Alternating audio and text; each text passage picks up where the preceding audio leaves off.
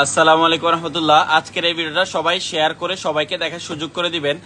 আসলে সবাই সাবধানে থাকবেন, এটা সাবধানতামূলক একটি ভিডিও। সেটা হচ্ছে, আপনারা ইতিমধ্যে অবগত আছেন যে নর্দার্ন সাইপ্রাসের ভিসা দীর্ঘদিন বন্ধ থাকার পরে যে কৃষি ভিসা যেগুলো আছে এগুলা খুলে দেওয়া হয়েছে, তবে এগুলার কার্যকর এখনো পর্যন্ত শুরু হয় নাই।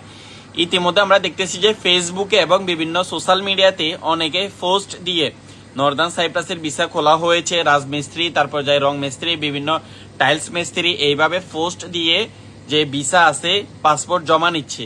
এই সমস্ত লোকের কাছ থেকে আপনারা সাবধান থাকবেন। সাইপ্রাসের এখনো পর্যন্ত কোনো প্রকার ভিসা খুলে নাই, শুধু এগ্রিকালচার যে কৃষি ভিসা আছে এটা খুলছে, তবে এটারও কার্যক্রম এখনো পর্যন্ত চালু হয় নাই।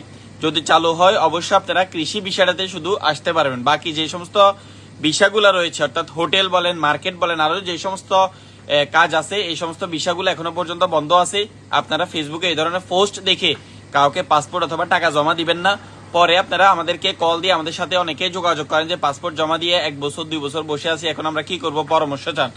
আগে ভাগে আপনাদেরকে বলে দিচ্ছি, এই সমস্ত চক্র থেকে সাবধানে থাকবেন। সবাই ভিডিওটা শেয়ার করে সবাইকে দেখার সুযোগ করে দিবেন। আপনার শেয়ার থেকে দেখে অন্য কেউ হয়তো সচেতন হইতে পারবে। ধন্যবাদ সবাইকে।